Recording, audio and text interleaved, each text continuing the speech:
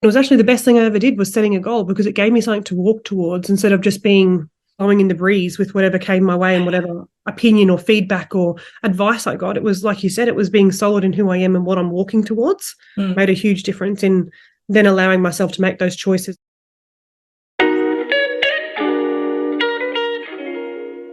Hey there, wonderful souls, and welcome to Life with Connected Kids. I'm Emma, your host and fellow guide on this wild and beautiful journey of raising connected kids. I'm beyond thrilled to have you join me for another soul-filling episode. This podcast is our cozy couch, where we gather to chat, share stories, and dive into all things related to becoming the truest expressions of ourselves.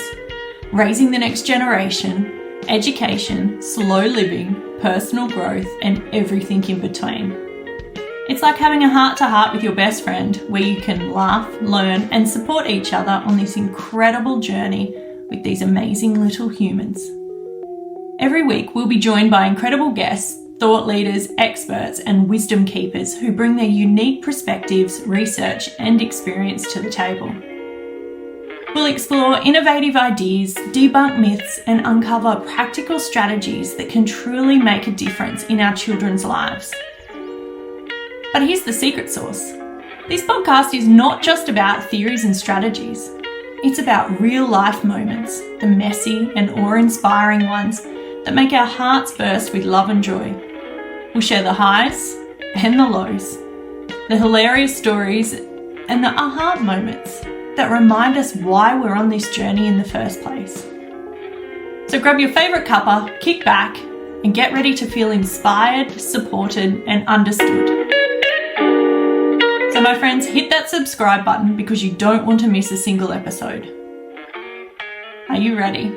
Let's dive into today's episode of Life with Connected Kids and embark on this beautiful journey together. Thank you for being here, my amazing friend.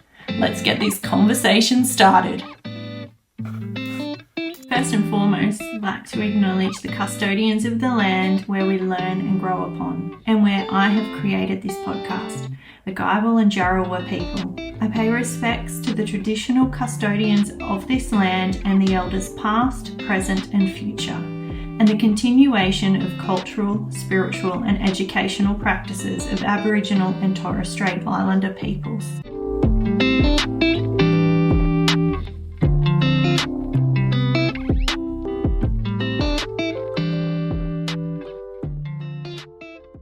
Hello, thank you so much for joining me. Hi, Emma. I'm excited to be here.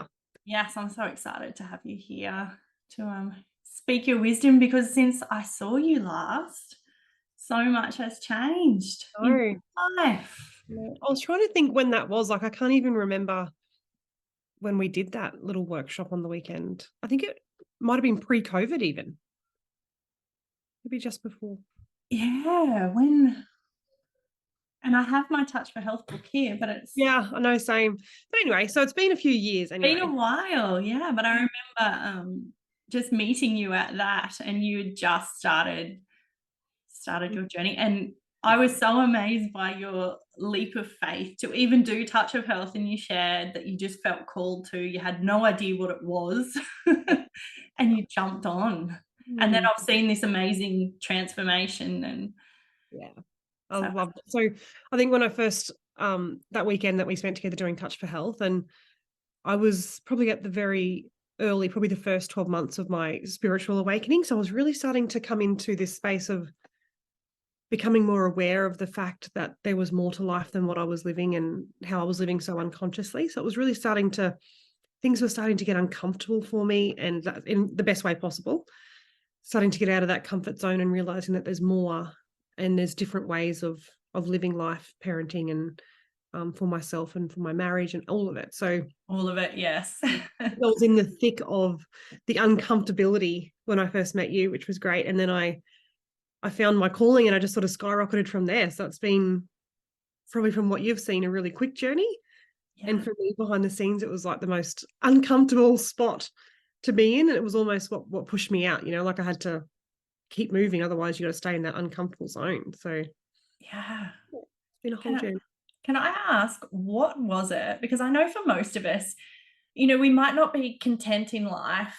And I talk to a lot of teachers and they're not content, but there's not that awareness that something needs to change, that something's different, or that things can change. It's almost like this is life, this is how it's meant to be. And you do hear so many stories of, just general conversations like that life is tough, life's meant to be hard, you're meant to work hard, that's all part of life, which yes, to an extent. But what was it that made you think, hey, this isn't okay for me, this isn't right for me, and started to, I guess, listen to your instincts, your feelings? Yeah. So I guess let's start at the start. So for those of you who don't know me, is I started off, I've got 3 children there. At the moment, they're 16, 14, and 12. So I'm in the thick of teenage years, looking at a little boy. So my journey for me was one of self-discovery, because I knew when my oldest daughter was 12, I knew I was coming into those years of hormonal teenager, and I know what I was like. And I also knew that I was still living with so much unconscious hurt and pain and sadness from my own childhood. And I knew unconsciously, I just knew that that was going to get triggered like nothing else when girls became of age like that too. So I think that was a huge unconscious driver for me, that I knew that I had to heal before my children got to an age where it was going to be atomic bombs if I didn't, because I was still holding so much emotional pain within myself from my past. So for me, that my healing has been a huge driver for that, for me. Yeah. Choices to be better than I was yesterday, and choices to learn more and to change, and to know that there's always a new version of me waiting to be birthed. And to love that. I love that. I'm excited about that. Like I love the idea of the woman I get to be in 1 year's time, like that 2024 woman. What's the version of her look like? Yeah. Starting. So I think that's a big thing that I've learned just from my own mentors, is being like, cool, who's that future version of you? What choices does she make? What's her answer to this question? What's her advice and feedback to you on that fear that you're feeling right now, or that fear to take that leap? So my journey has been, I was in the corporate world working for Australia Post for a lot of years, and I climbed my way up that ladder. And at the time it was super fulfilling, and I thought it was amazing, and I was really in my masculine. And I was raising my children through text messages. I was leaving at 7 a.m, home at 6 p.m. My husband was doing all of the cooking. We had a cleaner to take care of the home, and that's not what I intended when I had my children. Like, that's not, that journey before I fell pregnant, it was like a 2-year journey to fall pregnant. Those nights that I laid on my pillow crying because I wasn't pregnant, this is not the mothering journey that I was yearning for, and that this is what I was living in. So isn't it funny that our dreams, like you said before, and especially for you, 2 years of trying to fall pregnant and that journey, and you have all these dreams and these visions of how it's going to look and feel, and it's almost like society doesn't beat it out of us, but when we look around at what the norm is, which is, your 9-to-5 job, we lose touch of that, and just trying to stay, I guess, socially connected to what the norm is. It's like parts of us just get knocked away until we're this version of ourselves that we never intended to be. Totally. And I'd love to speak into that, Emma, because I think, I have blown that norm out of the water. I blew up my life, some people might say. Burnt the boat, 1 mile out from shore, and just started swimming, because I love it. It was, and it felt it felt like so anyway, let me tell you what happened first. Okay, sorry, I've taken us on a tangent. So I was in that corporate world for a few years, raising my children through text messages, not being present, doing the best I could, like really honoring and respecting the woman that I was back there. I was doing the best I could with what I knew at the time. And my family, we managed really well. We were super organized. My husband is amazing. My kids were really understanding, but it wasn't what I'd always dreamed about. So that was where I knew that changes needed to be made. So I started to make plans for my exit, and those plans took 12 months. So thanks to COVID, that really helped to sort of spark the seed of, hey, what if I had to get out of this organization? What if I had to leave? What else do I do? So then I started to get some training for myself, and I studied NLP and became a coach, which has been the most amazing life transformation of all time. And I created a coaching business on the side while I still worked my 9 to 5. And it didn't feel like work at all. So I'd come home from a 9 to 5, see the family, and then coach clients until 9 at night. And I would go to bed at 9 o'clock at night. My husband would already be asleep. All the kids are in bed, and I'm just buzzing because I'm like, oh my God, this is my dream. I get it now. This is what it's meant to feel like. Like, this is the excitement and the passion and the zest for life that I've been missing. And every unconscious zombie out there that's in that corporate world with me, we've all been missing this. Like, does anybody even know that this is on the other side of the fear to leave, the fear to make that leap and jump for yourself? So I did that for 12 months. And I started to create some success for myself. I started to replace my income, and it was great. But the fear was still there. I was like, oh, I could just keep working the two and have more money, like that'd be great. Like, what about the stability of that corporate job? And everyone that I spoke to would tell me how silly that is. Like, that's such a silly idea to talk about this great organization that looks after its people, and it has a really great superannuation program. And it's like, for life, people never leave. And they're true. We won't leave Australia Post. We work there until we die. It's a great company. So it was super hard to leave. And there was no support from anyone within my family. Nobody understood. It was, thank God, for really beautiful mentors that I invested in that were on the other side of that fear. And they knew what it looked like and felt like to be able to choose yourself and jump through that fire, to be able to choose yourself and know it's on the other side and have the greatest gifts in life come. Wow.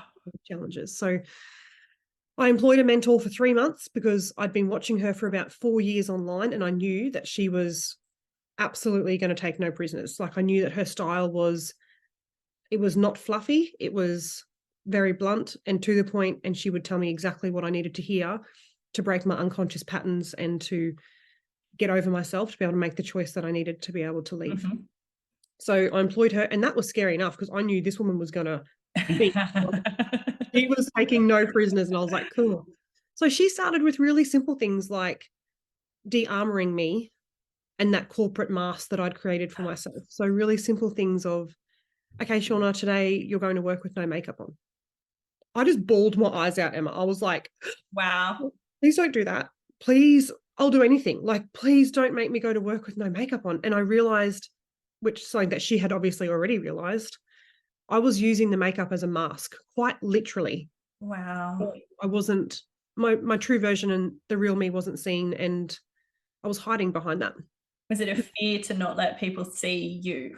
Yeah, the real me that I had evolved and grown into and developed over the years through the spiritual awakening that I was going through all the workshops and the training that I'd done.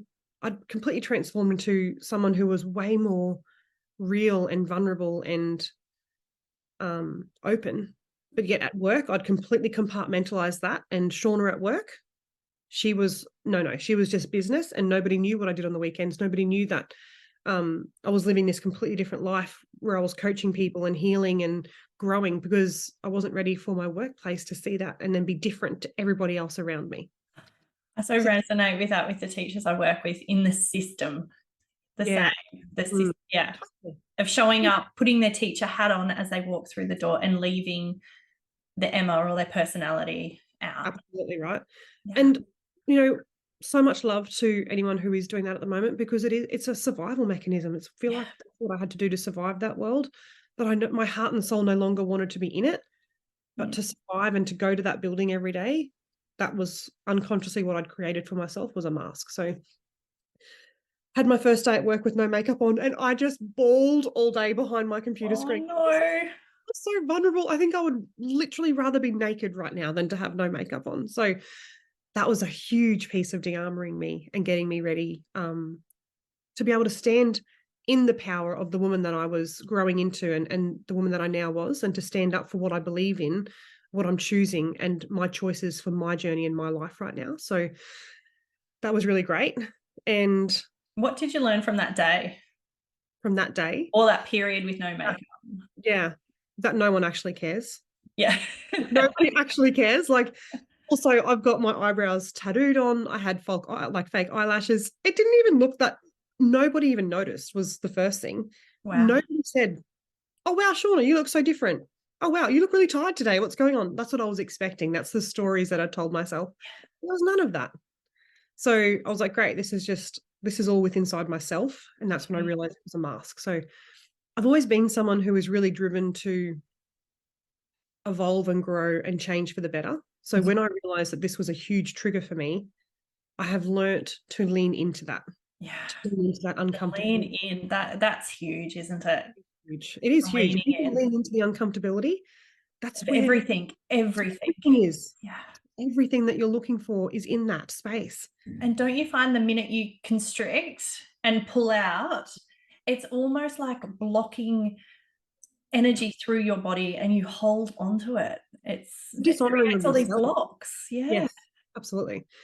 I find it's like a disrespect of myself. It's a dishonoring of myself, and it's a blocking of my power instead of empowerment. It feels quite opposite to that. So, and the lesson that you can learn from, whether it's another person that's triggering you, it's a mirror. There's a lesson in that. And when you don't lean in, you're missing out on that growth and that lesson and that understanding. The compassion that comes from that. Exactly. And empathy. Yeah. Yeah, it's huge. If that's the only thing that you take from this today, is to lean into that uncomfortable, or to lean into that trigger, lean into that space where you're like, oh my gosh, what the heck? I'm wanting to run. My body's telling me to, but no, lean in. Where the real strength comes from. That's where that mind mastery, being like a mind ninja, that's being able to lean into that uncomfortable. Yeah. So I've learned to do that, which is perfect and has served me very well in my life. So in that 3 months with that mentor, she was slowly getting me ready and de-armoring me to be able to stand up for what I believe in, who I am now, and what I want to choose and the choices I want for my life. So I knew that 3 months with her was nearly up. I had 2 weeks left in that 3-month mentorship, and I was like, cool, I committed to myself that I was, I had a date in mind that I was going to resign. And I'd committed to myself that I was going to do that. And this is, again, dishonoring myself if I'm not true to what I said I was going to do. And I hadn't told anybody else. I hadn't told my husband, no one. It was huge. That's so big. It was so big, so scary. And I also know that, and knew within my heart, that he loves me and will support me in anything that makes me happy. But it was still a big deal to go, hey, guess what? I quit my job. And it was actually 2 days ago. Yeah. Well, now you're the sole breadwinner. So yeah, we're going to be great though. It's going to be great. So that was a really, really, really scary day as well. And I needed to take those 2 days. So backtrack, I was finishing up with that mentor, and I knew that the time was coming, that I'd committed to myself, that date was coming, and it was time to resign. So I just was on holidays from work, and I knew that when I was away from that building and I didn't have my armor on, didn't have my mask on, and I was my true self, then that's when I had the most strength to be able to do what needed to be done. So I sent an email while I was on holidays with my resignation letter, and my boss rang me immediately, and she just said, Shauna, I'm so happy for you. I'm so proud of you. Oh, wow. Because there's it resonated with so many women, what I was doing. I had women that I didn't even realize were following my journey, were reaching out and just like, I'm so inspired by the courage that it must take, because there were so many of us, and there still is so many of us, wanting more for ourselves, and we don't know how to go out and get it. That's given me goosebumps. Yeah, actually. So, for me, resigning from the corporate job, yes, it was huge at the time, and now it just looks like a blip in my timeline. Yeah. It's now nothing compared to what I have gained from that huge decision. So when I drove out of that building for the last time on my last day, the only way I can describe it is it felt like I was being ripped in half. Like I had two parts of me one was still attached to that building, and one was looking forward to what I wanted to create for myself. And it just felt like there was a part of me not wanting to let go because of the fear. And she was just clinging to that building, and it felt like driving away, I had to rip myself away. It felt like being torn in half. Wow. It was really painful. Powerful. Really painful, but at the same time, fucking empowering, because I knew that's what I needed. I knew that's where my focus was. I knew that's where my purpose and my soul's mission was not in that building for Australia Post. It served its purpose. That time had gone. So it was involved. Yeah. So what's been able to be gained from that is, yes, an amazing business where I get to coach people and help them heal and guide humans. Like, hello, no small feat. It's amazing. Do work that lights me up and it doesn't even feel like work. But the most beautiful thing is that we've regained the balance in my family of the masculine and the feminine. So I was going to mention that before, the way you shared with your husband, and I wondered if it was different because you were so in the masculine when you worked full time and like you shared, and even to share that with him of stepping out, you were going into your feminine, which naturally, as our males want to be that masculine space that hold that container for the feminine, like the water, the feminine in the container. yeah. Did he, apart from that shock initially, did he really settle into that? Yeah. So what happened so like I said, I resigned. I kept it to myself for a couple of days and I only told people who I knew would celebrate with me because I didn't want to have people's judgments or like, what are you doing? That's crazy. I was not available for that. Yeah. So I shared it with people who would celebrate with me. And then again, this amazing mentor I had says like, hey, your truth is actually really important and it's time that you share that with your husband. And I was like, I get that. Cool. So he came home from work. He goes to work at 4 a.m. and he comes home at 7 for breakfast and then he goes again. So at that 7 o'clock breakfast break, I was in my dressing gown. I was feeling very vulnerable. And I just said to him, darling, there's something I want to talk to you about. I want to let you know that I resigned 2 days ago. I gave a month's notice. And I was waiting for whatever would happen. I had no idea. And he just looked me dead in the eyes and he grabbed me and he said, we're going to be okay. And he hugged me. And I swear to God that hug, like I've been with him for 15 years. So I know his body and I know when I hug him, where my head rests on his shoulder. And this time I felt like my head rested on his chest. Like he was 2 inches taller. He had just stood up taller to be able to hold me and what I needed in that moment. Just completely encaptured some king energy and just held me. It was the most fucking phenomenal experience to go, this is what we've got to look forward to, because I have chosen to surrender and go, cool, I'm not going to, who am I if I'm not providing for this family? Like we earned the same amount. It wasn't like he was earning way more than me or, what I really matter. We were both earning good money and without it was like, how are we going to do this? And the business was inconsistent income. It had been consistently flowing, but it could, like, worst case scenario, it could dry up tomorrow and we never see another cent. So it's like, I was used to that consistent income. Yeah. So, and that's conditioning too. Absolutely. Yeah. Oh my God, don't even get me started on that.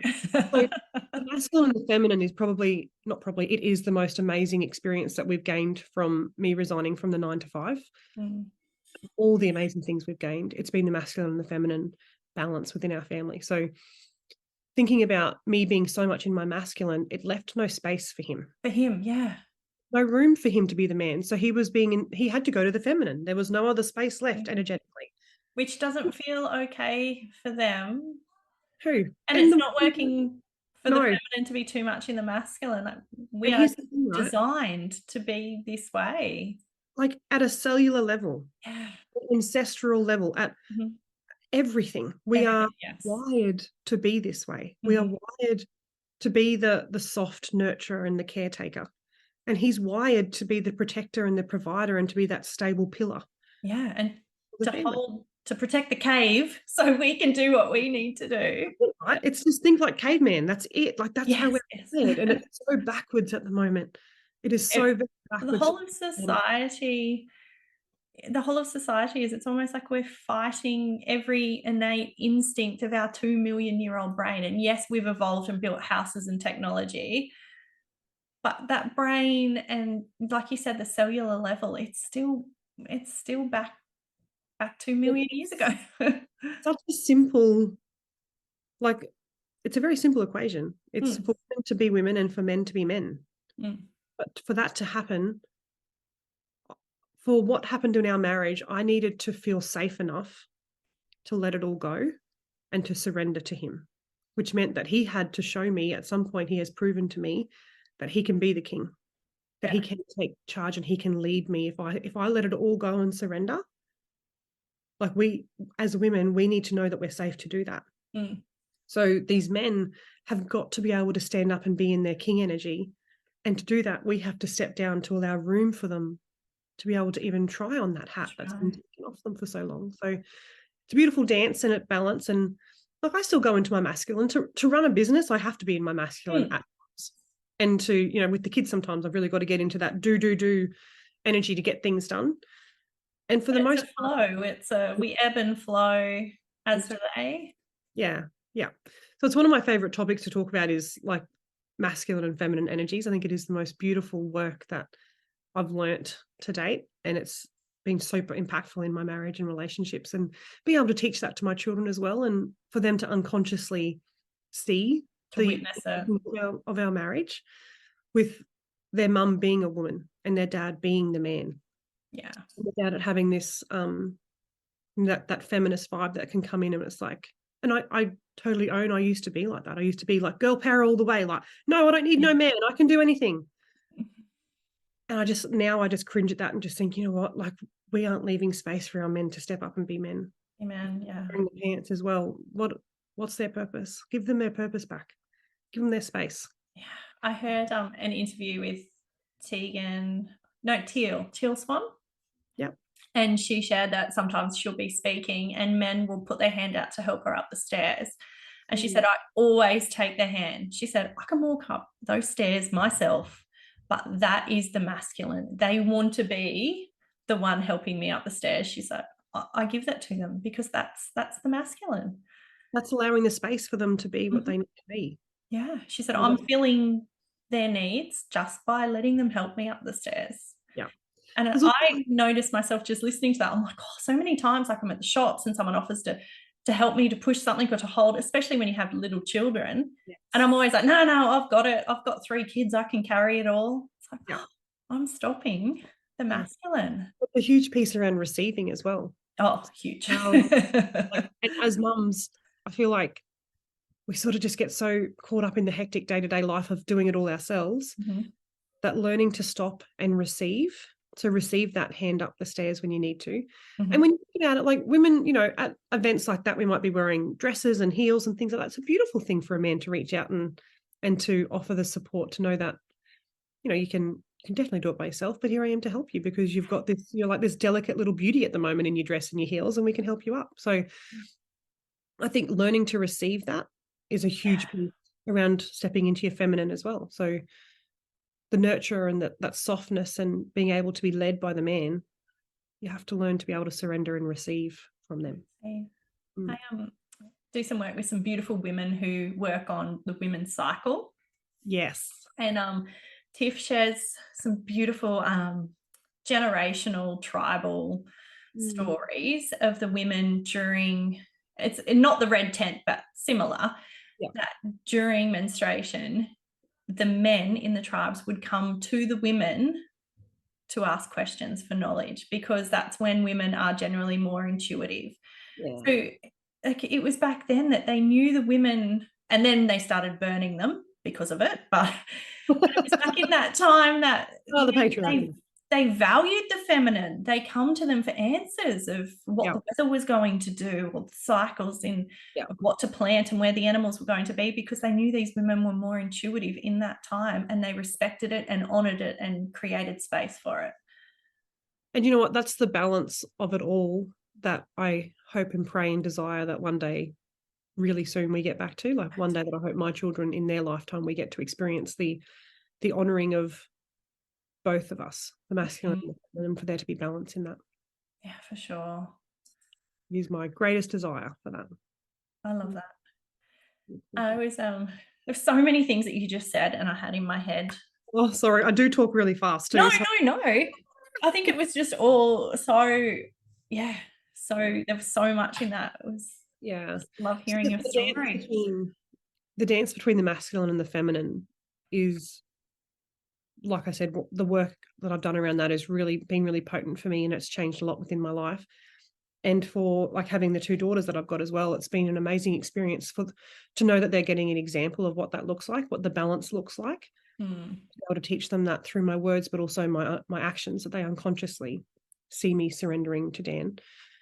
And then even behind closed doors, like the beautiful it's a beautiful place to start with your partner. If you're listening to this and you're like, oh my God, how do you even surrender? Like, how do I let go? If I just let go, the house will fall apart. Like, or just surrender, seriously.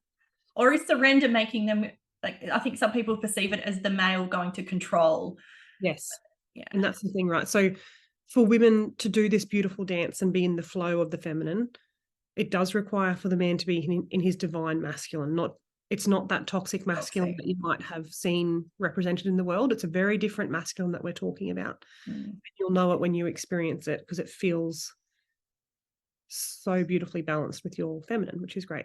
And a really amazing place to start all of that is in the bedroom. If you wanted to try to do the surrender thing, it doesn't mean that you have to drop the whole household and let him just like take over and you lose control, but you can practice in the bedroom. It's a really great place to practice losing the control of everything and just surrender. Wow. It's a great place to practice that role play of the surrender and the feminine and the masculine. And it's really hard to let go of the masculine. It was all unknown. But I also want to add, when we're talking feminine, masculine, I know that, for same-sex couples, it doesn't particularly mean man, woman. Some people take up different roles. Right. And the working mother and the staying home mother, the working mother can still be in her feminine. It's not that every woman needs to quit work and every man needs to go to bed. No, we're not meaning that. We're meaning in our roles and the way that we function every day, to still coming from that place of our feminine and the male coming from the place of their masculine. Yeah. And we'll both ebb and flow through both. Oh, that's right. And that's, I think, really beautiful thing that I got to learn as well was that the masculine still gets to be in his feminine. Yeah. Like it is the flow between, we both hold the masculine and the feminine. So just like us women can hold the masculine, and we get to learn now to hold the feminine well, our masculine gets to learn to hold his feminine as well. And that's that space of being able to hold us and our emotions and being that more gentle when we're feeling fragile. It's when our man can come in and hold us a little bit more in our emotions and be a little bit more gentler with us and things like that. So he gets to move and flow through them both as well. We both have the masculine and the feminine energy that we get to utilize when it best serves us. Yeah. And you don't have to quit your job to be able to be feminine. No. Dress. You don't have to wear a skirt to be feminine. You can wear jeans and be feminine.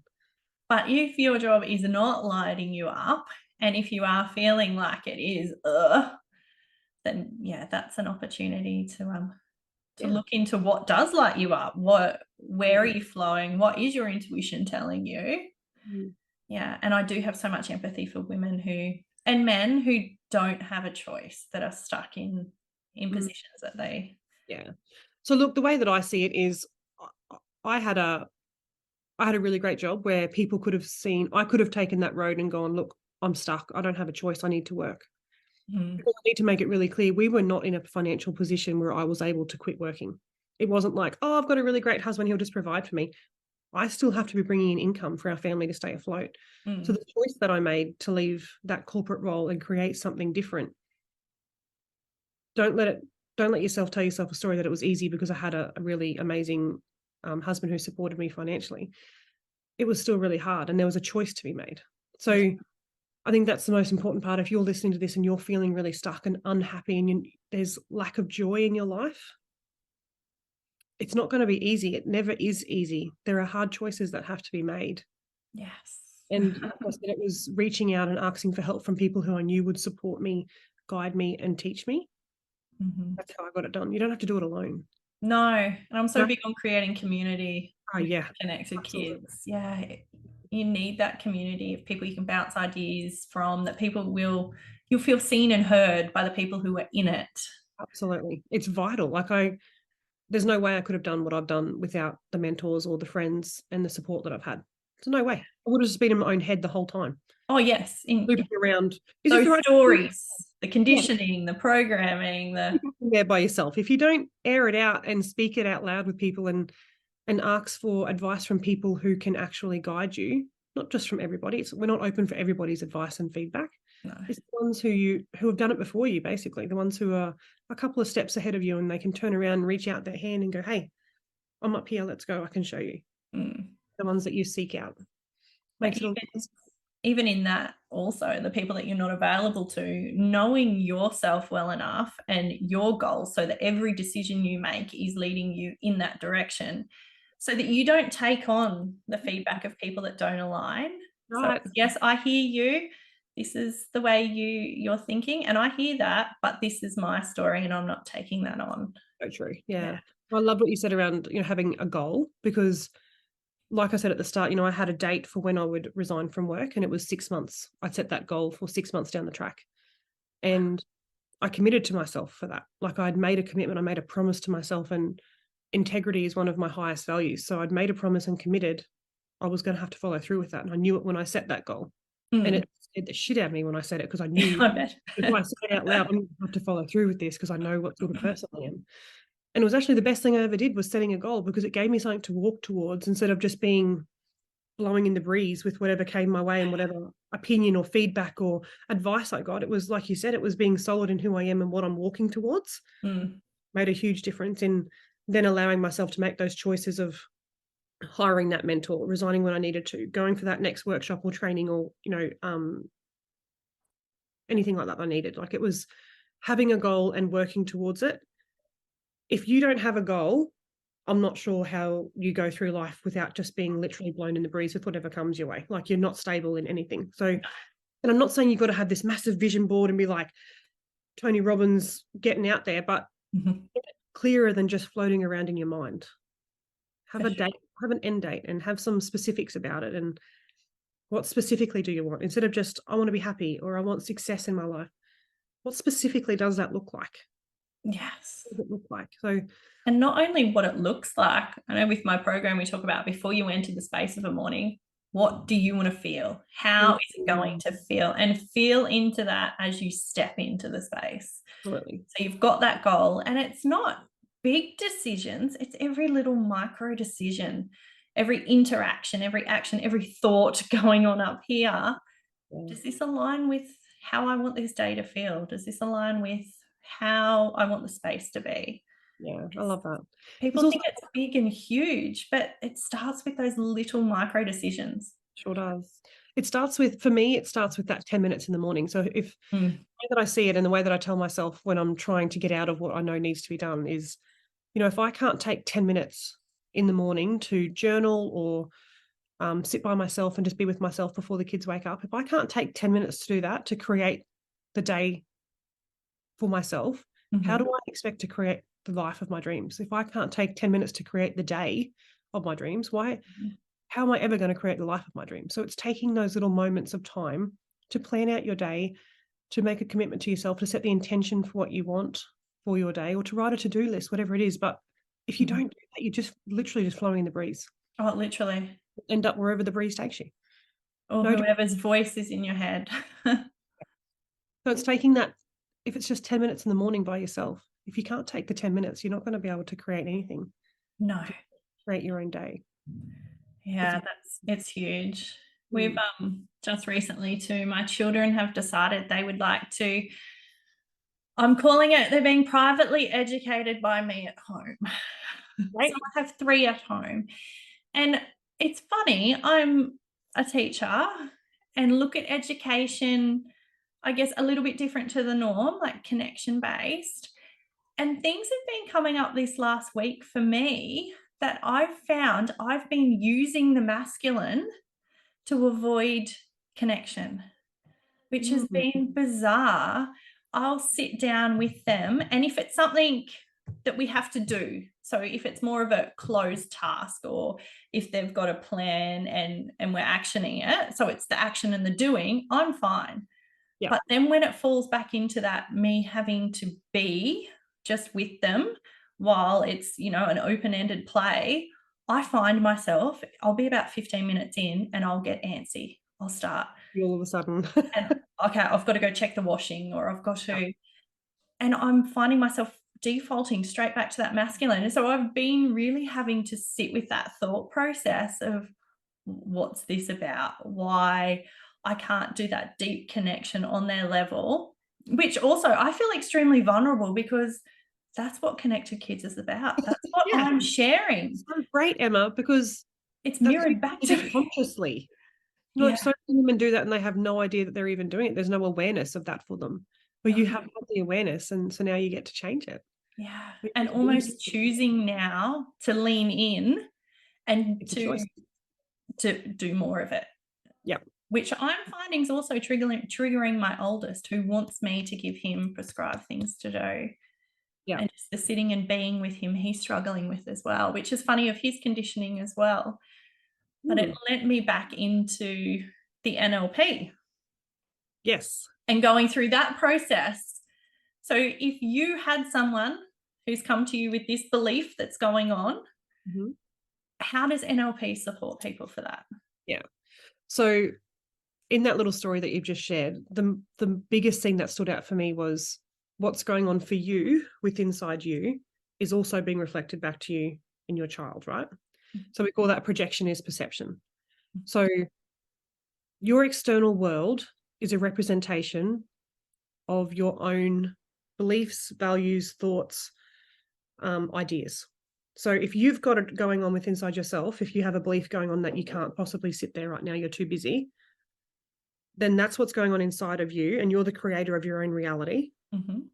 So then that means what you're seeing on the outside of you is being projected back to you. So that means you're creating, I know this is a bit harsh, but no, I'm 100% on board with that. Yeah, like we're the creators of our own reality. So that means everything that is going on with inside of yourself is going to be ended up projected back to you, because you're going to create it in your outside world. So people talk about manifesting. It's like, oh, so great. Like I manifested a new car, a new job. I found the man of my dreams. I manifested him. I was like, that is great. And I love that. And if you're going to take responsibility for the amazing things that you create in your life, then you meditate. You take responsibility for all the shit that you create.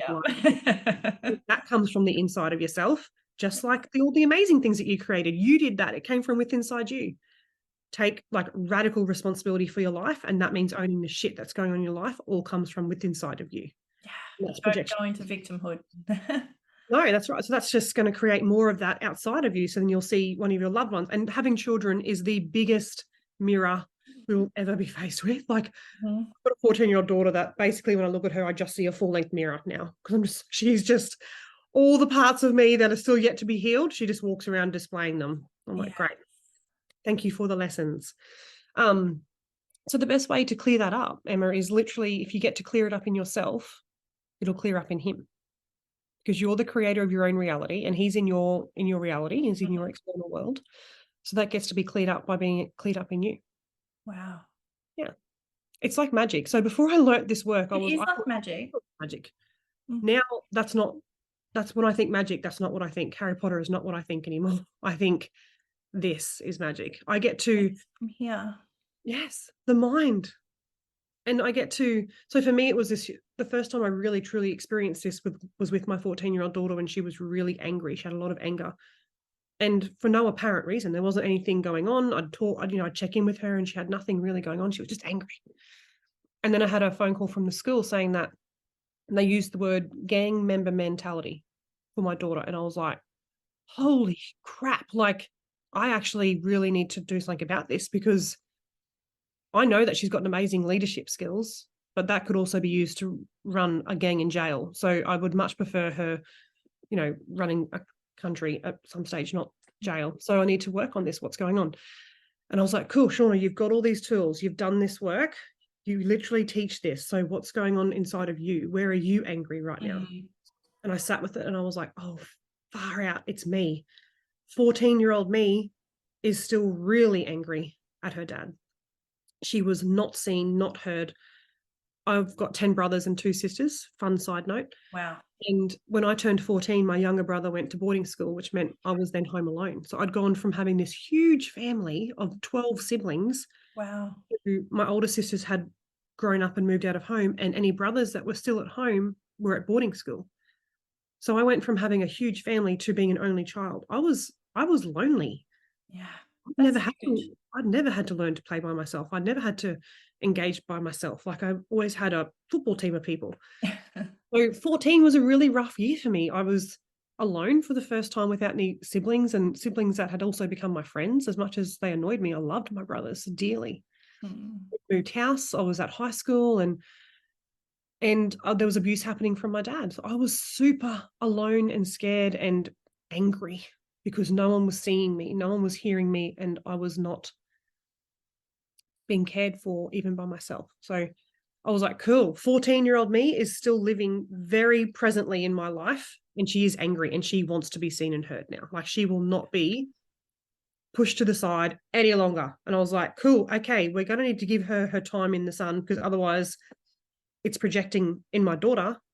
And gang member mentality is what the school used. So I was like, cool, that's where this anger is coming from. And I was like, great, I get to give 14-year-old Shauna the space to be seen and heard safely. Safely, yes. Safely, which is the most important part, right? Especially when dealing with anger. Because if we don't deal with our anger in a really healthy way, like all of our emotions, if they're undealt and unexpressed, they end up coming out as bombs and weapons, and they hurt the ones that we love the most. So the day that I realized this, I was really blessed in that I had quit my 9-to-5 job a couple of months earlier, which meant I had the spaciousness within my day to deal with this, instead of going, oh, I'm going to have to squash this down. I've got a job I've got to get to.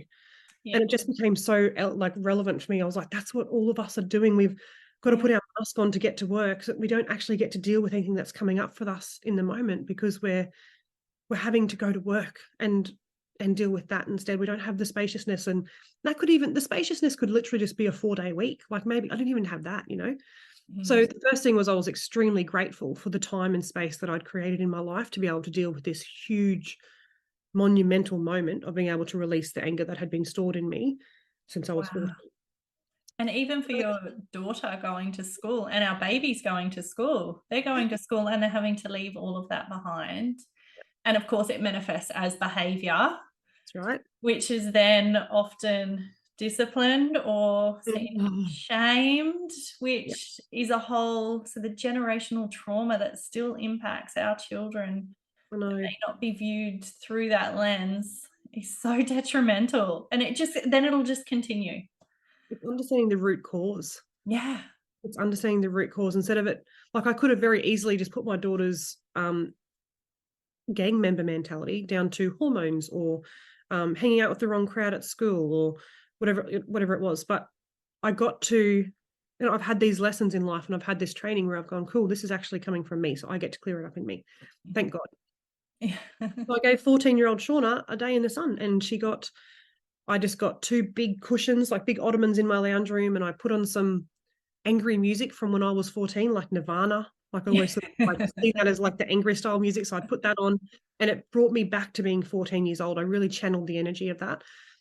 And I did some breath work that really brought up the anger from the pit of my gut, and it just allowed it all to be released. And I took it out on those cushions, and all the kids were at school. My husband was at work. I was home by myself. The neighbor may have thought I was killing somebody, but I was just able to completely scream into a pillow, punch those cushions, like get it all out, say everything I ever wanted to say, be witnessing my own 14-year-old self in everything she ever wanted to be seen and heard in. So I got to be the adult that she needed back then, which was the most powerful experience ever, because I stopped being a victim that day. I stopped waiting for somebody to come and save me. That little girl no longer needed anyone to come and save her. She was doing it for herself. I was doing it for myself now. It was so powerful. I drove out to my dad's grave. He had passed away 2 years earlier, so I couldn't say any of those things to him personally, but I went out to his grave and got it all off my chest. All the nasty things that a 14-year-old girl really wanted to say, and had the good girl mask on, or the good girl hat on, that could never say them. So just express it all out. Nobody else heard it. Nobody else got hurt by those words. It was just literally a release from my body. And in that moment, I realized, thinking back when I was 14, I was like, what did my room look like? And taking me back to those moments. And I remember a doona cover that I had, and it used to have stars on it that would glow in the dark. And it was all like the marine green sort of colors. I used to love it. I think I had the same. The moon and the stars. Just loved it so much. It brightened up my day. So I'd come home from school, and life's hard at high school. It's hard for our teens, and it was hard back then too. So coming home and having this bright doona cover was a really great positive thing in my life that I remembered that day. And then I thought to myself, what does my daughter's room look like? It's grey curtains, grey doona cover, grey pillows, grey desk. It's just literally grey. And I was like, I wonder if she would like some brightness in her day, like that doona cover did for me. And at the time, her behavior was not something that was warranting rewards. Mm-hmm. And in my mind, I was like, well, if she's being misbehaving, why would I reward that? There was this old school mentality. Oh, Yeah. yes. And I was like, fuck that. That's going out the window. I'm just going to love her because Yeah. that's what she needs right now. She just needs so much love because that's what I needed back then. I just needed so much love and connection. So she came home from school and I said to her, let's go, baby. We're going to go to Pillow Talk and you're going to get to choose a new doona cover. Would you like something new for your room? She's like, yeah, I just want something brighter. And I was like, yes, yeah. And we walk in and there's one on display on the bed and she chooses it and it is the most beautiful marine blues and greens, just like mine was. And I just thought to myself, this is within not even 24 hours of doing the work on myself, it had healed in her. The love, I just felt that day, I felt a floodgate open from my heart to her. There was a block. All the things of my 14-year-old self that I didn't love, that she was representing back to me, Mm-hmm. which meant I couldn't love her fully because I was seeing myself in her. So there was a blockage there. She'd always felt it. She used to say things to me like, oh, you love, my little brother more than me. And I was like, I don't. What are you talking about? Like, why would she feel that? It was literally this block had dissolved and the floodgates of love, I just felt it from my heart. Like I just almost wanted to burst open and be like, have it all. Like it's flowing and it's flooding now and we both get to feel it. She smiles so much more now. The connection between her and I is amazing. The truth that she gets to speak to me instead of holding things back and hiding them or feeling like that she can't share with me. Even though I feel like, I've done everything I can to create this really open relationship, she still held back from me because of this block that was there. It was the 14-year-old me and the 14-year-old her having a Mexican standoff with our anger. And having dissolved that, it was all gone that day. And we spiced up her room and we got a beautiful wall hanging that was like a big blue mandala that matches her bedspread. And it just lit up her whole life. And got to love her in the moments where she was really asking for that. And it was probably one of the hardest things I ever had to do because, getting phone calls from the school saying she's got gang member mentality. And here I am off going and buying her all these new things for her room. Yeah. My husband is this old school mentality of parenting where he's like, that shouldn't be rewarded. Or I'm like, actually, it's a cry for help and we're going to the root cause here. And that's just a need for love and a need to be seen and heard and all the things. So I love that. Huge moment in my parenting journey of releasing emotions and realizing what that means for clearing it up in myself to clear it up in my children. Because what you don't heal in yourself, you will pass on to them. Yeah, generational. What you don't heal in yourself, you will pass on to them every day of the week. Every day. And working with educators, it's the same. We all had an experience of an education, and without us even knowing, and even if it was an education we didn't like, if we're not intentional, that subconscious just keeps bringing it up. Yeah. And we just continue the things that we didn't like without realizing. Yeah. So our unconscious mind runs like 90 to 95% of our day. It's huge, isn't it? It's everything. It's almost literally everything. So if we can start to live consciously and being aware of our unconscious patterns, that's the dream. And even when you were speaking of your daughter not being able to, and her sharing that she wasn't the favorite and she could feel it, we don't have to be speaking the words. That's right. If we're not showing up authentic, and of course, I don't think we can ever be completely authentic because of that subconscious. But when we lean in, it gives us the opportunity, like you did, to just start peeling off the layers. If we ever get to the bottom of that onion, I'd love to know. I don't know whether anybody ever has. Ever will. You love the same devil. And then, the more we take off and the more authentic we can show up, the more that they can attach and attune and connect with us, because they read between the lines. Absolutely. There was energetics. Biologically designed for safety and security, because we're a social species.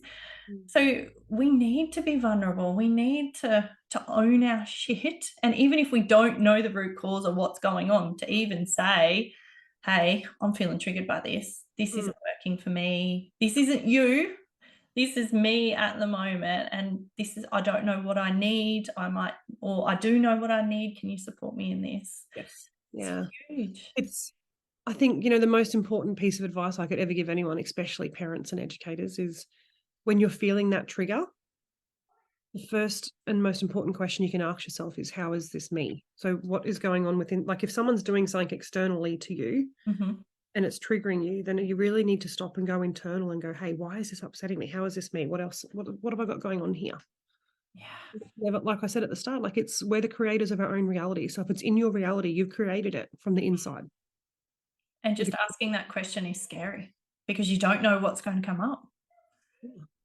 But you lean into that discomfort because it always leads to another layer of healing or another layer of forgiveness or another layer of love or liberation.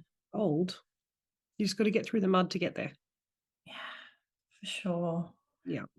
Oh, I just loved hearing from you, and even how lit up you are now in your I know, right? purpose. Yeah. So do you know what? All that came from, because when I met you, Emma, I hadn't done the releasing of my negative emotions. So I was still walking around with a vessel, my container, filled with the negative emotions from the abuse in my childhood. So I was living with the hurt, the pain, the shame, the disappointment, the abandonment, all of it.